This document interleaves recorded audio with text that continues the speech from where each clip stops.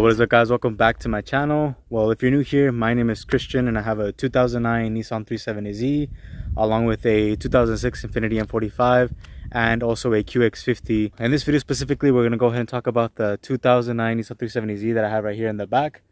I've had this car for a very long time, but I've been wanting to do a video that a lot of people have been requesting of me, which is to go over the carbon fiber hatch that I have on the Z. Hopefully this will change you guys' mind if you're interested in getting it, because I have a lot of people that ask questions if it's worth it. I'm not gonna lie, this is a very expensive hatch, but I got it for a really good deal that I couldn't really pass up, and that's why I mainly got it. In my opinion, I wouldn't spend how much this is really worth, because I mean, before I had like a duckbill and that was like perfect, it looked really good, it was from Fly One, but this one just gives it a whole different look that a lot of people don't really have.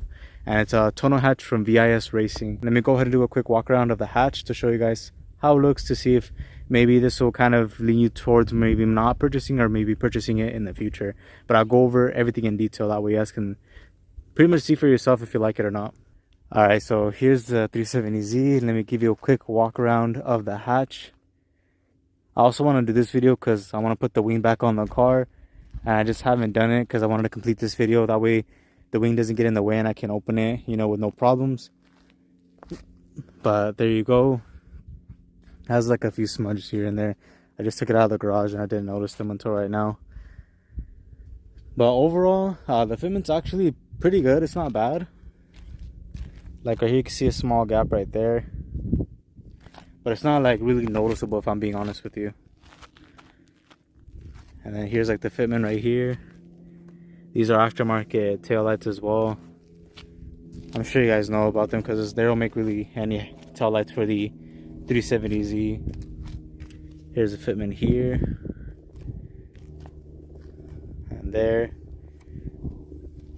So I did get this item, or this hatch, used. I didn't get it brand new. I actually got it from a friend of mine. His name's Ahmed. Now this one, like I said, is from VIS Racing. It is a tonneau hatch, so it is very different from stock. As you can see right there, it goes in and it has like a tunnel looking mirror or window, whatever you want to call it, on the back. After removing the original one and putting this one on, I did feel a slight difference in like how heavy the car felt, because the original one is really heavy. I would say it's honestly like over 150 pounds.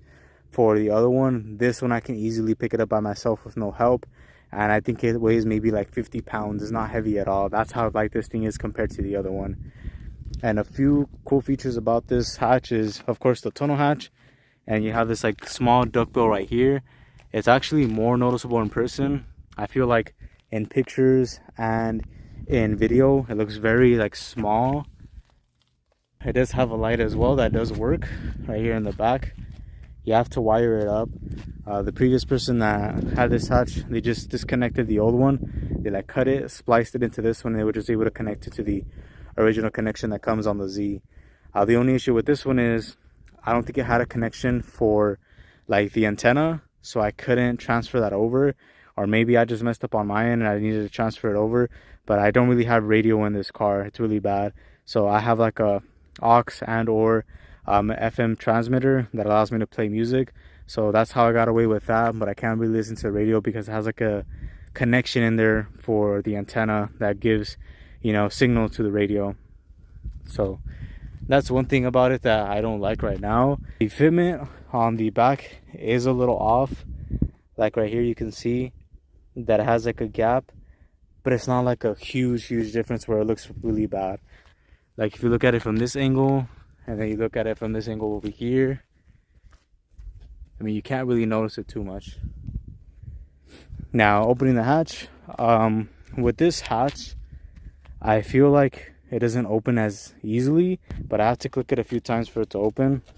And I actually need both of my hands, so I won't be able to open it right now, because you have to use one hand to open it from the bottom and the other one to actually lift it. Let me try to put the camera down, see if I can show you guys. You may not even be able to see that.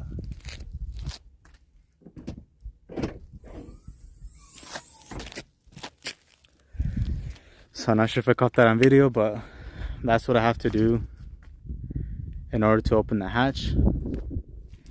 Now when it came to installing it, it was a pretty simple install. There's only those bolts there that you got to remove on the back. There's 2 of them right there, which will release it. It's like a hinge, and then it pops right off. Then of course you have these right here you have to remove. There's a few ways you can do it. You can just pop it off from the top right there, and or you can remove these 2 10 mils right here in case something happens to this. So I do have aftermarket shocks right here. These are actually from Z1, and I had no idea that they were until a few, like I would say years after I purchased this car, because I purchased it completely stock, and it came with this, and it says Z1 high pressure do not puncture. So this is the high pressure one, and it works really well. I haven't had any issues with it. It puts up the hatch with no issues. Even the stock one, it did it with no problems either. But there's 2 there, and there's 2 on the other side. And then right here is where like the wire is at for the light. Right there you can see it. It goes right there all the way to the other side, connecting to the light, and it goes directly to the OEM one that's in here. So once you remove this, use a flathead, you pry it out, this thing will come off. Same thing right there, and then you have a wire that you just gotta disconnect from there. And the wire that comes from factory goes through here and it connects to the hatch directly. There's like wires in there that connect to like the radio, not the radio directly, but the antenna to get signal, and also for the rear brake light as well, because the OEM one has one at the back. I did have issues with having this latch up properly. I had to make some adjustments to make this fit. What was happening before was I would try to push it down and it would like kind of click on it, but the hatch has like 2 latching mechanisms. You have one where you push it down and it kind of like just holds it, but then you push it down again further down and actually latches a lock. That way it can stay secure. So mine was only clicking on once, but it wouldn't go to the second one to actually lock it and turn off the light. I would go in the car and it would tell me that the trunk was still open, even though it looked closed, but it wasn't. So I had to push it out even further, and I had to kind of like relocate the latch a little bit further like down and make a hole to make it work. I can't really show you guys because this is in the way right here, and I can't just remove it. Let me see if I can try to move this out of the way. All right, there you can kind of see it right there. So right there you can see that the holes were up here, right? I had actually cut this metal plate, move it further down in order to make it work, and then it latched properly. But as you can see, I did have to make a few adjustments to this metal plate right here. I had to bend it a little bit just to make it work. I didn't have to actually like cut the latch itself, but the metal plate that's on there securing it, I had to move it around a little bit to make it work. And just this portion at least, because this bracket just stays there. As you can see, it has a few bolts like all the way down there. You got to remove all those and then remove these, and then this is what holds the latch together on there. So that's what I had to do in order to make that work.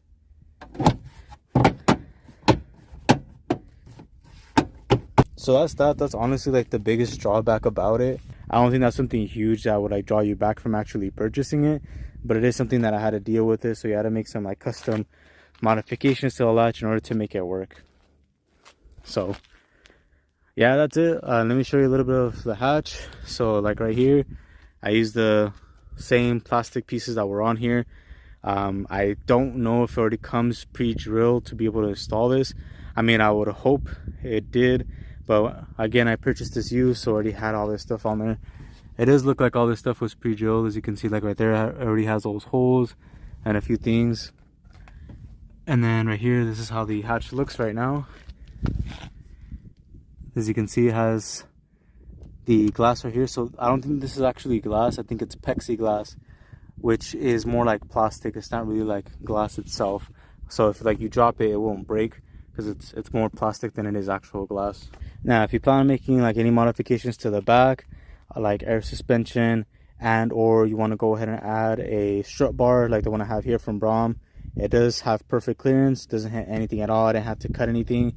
It does actually clear, so you won't have any issues with that. Like if you already have all that stuff and you want to purchase the hatch, it'll fit perfectly fine with no adjustments whatsoever. Just something I thought I'd point out in case you guys are interested in getting this and you have that stuff. Even though I made adjustments to the hatch itself when it came to the latch, I still have trouble closing it. Well, not trouble, because I figured out how to close it properly, but I have to close it at about this angle right here in order for it to latch properly, and I have to not really slam it, but you know, push it down really firm. If I do it from like this angle right here and try to push it down, it won't close for some reason. I don't know why. I don't know if it's the momentum not closing it properly, but like if I do it from right here, see right there, it didn't latch properly.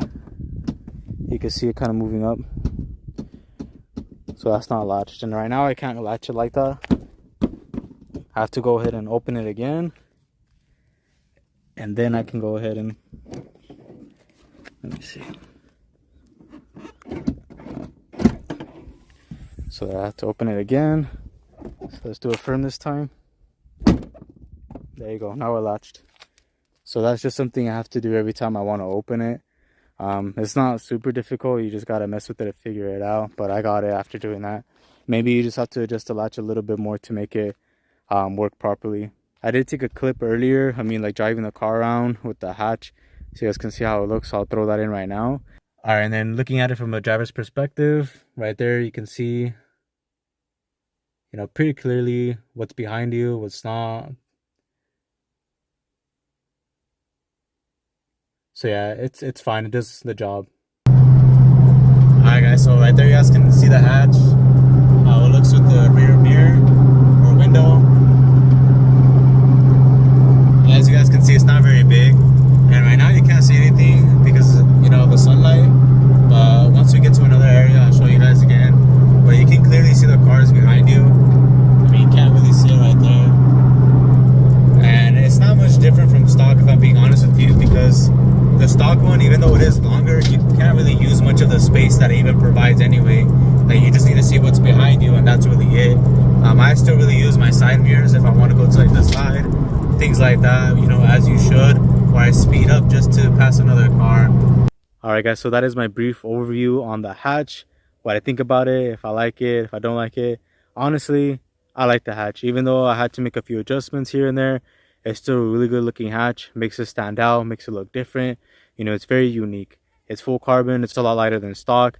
You can't really go wrong with it. Just the price is really high up there. The last time I checked, I know it was like $2K for this hatch. So if you guys have the money, you're willing to spend $2K on it, go for it. I love it, I have no regrets. I got mine for a really good deal, so I can't really complain, if I'm being honest with you. But yeah, there you guys go. I do have a few more videos that I want to post on the Z. I actually have another one that's done. I just need to like add a few more parts into it. I'm doing like a tune video on it, so that should be out within the next like week or so. I just gotta finish a few more things on it and then I'll post it. I want to review a few more things on the car as well, so if you guys are interested in anything, let me know. I do not mind making a video on this car for you guys that are interested on something specifically on this platform. But yeah, I think I'll do a few more cinematics of me driving the car around, and then I'll end it. But yeah, thank you guys so much for watching. Make sure to like, subscribe, hit that bell notification, and I'll catch you guys in the next one. Peace.